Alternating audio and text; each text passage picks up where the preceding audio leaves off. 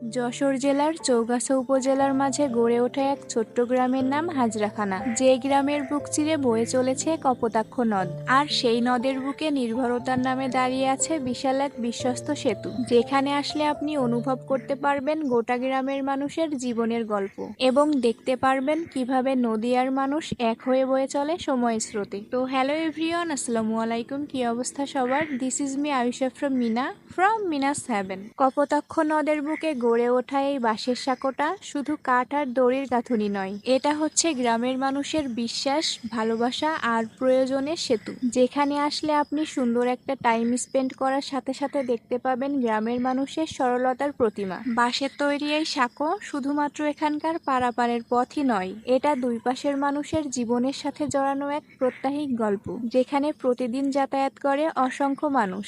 কেউ বা যাচ্ছে স্কুলে, কেউ বা যাচ্ছে বাজারে, আবার কেউ যাচ্ছে নিজের দৈনন্দিন কাজে। এভাবে প্রতিদিনই এই সাঁকো জন্ম দেয় নতুন সম্পর্কের।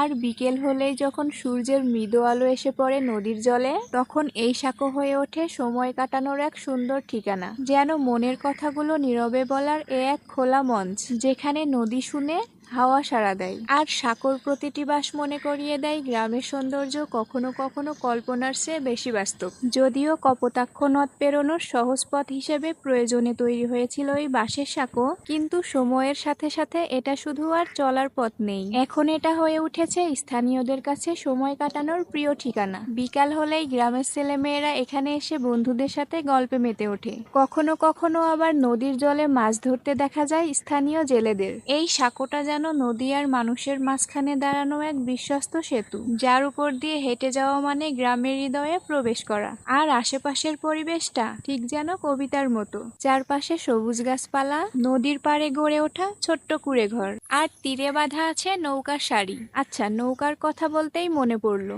আপনারা কিন্তু এখানে চাইলে নৌকা ভ্রমণও করতে পারবেন। এবং চৌগাছার ভেতরে আপনারা অনেকেই এমন আছেন যারা একটা নিঃশব্দ নিরিবিলি বিকেল কাটানোর জন্য খুঁজে ফিরেন একটুকু শান্তির আশ্রয়। সেক্ষেত্রে আপনি যদি হন আমার মতোই একজন প্রকৃতিপ্রেমী, যে আশেপাশে সবুজে, পাখির ডাকে আর বাতাসের ছোঁয়ায় খুঁজে পায় জীবনের প্রশান্তি, তাহলে নির্দ্বিধায় আপনিও এখানে এসে কাটিয়ে যেতে পারেন এক বিষণ্ণ অথচ মুগ্ধ করা বিকেল, যেখানে সময় থমকে দাঁড়ায় আর প্রকৃতি আপন করে নেয় নিঃশব্দে। শুধু কি তাই, যান্ত্রিক জীবনের কোলাহল থেকে কিছুটা সময় স্বস্তি পেতে এই প্রকৃতির কোল জুড়ে বসলে আপনিও অনুভব করতে পারবেন জীবন হতে পারে কতটা শান্ত, কতটা স্বচ্ছ।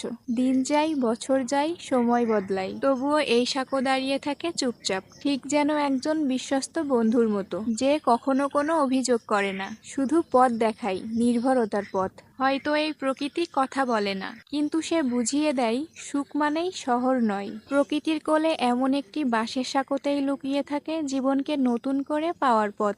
ভিডিওটা বেশ অনেকদিন আগের করা, বাট আপলোড করব করে আর করা হয়ে ওঠেনি। দেন ভাবলাম আজকে আপলোড করেই দেই। চৌগাছায় বাসা হওয়া সত্ত্বেও এখনো যারা এই সুন্দর প্লেসটা ভিজিট করেননি, আমি আপনাদের হাইলি রেকমেন্ড করব একবার হলেও প্লেসটা ভিজিট করার জন্য।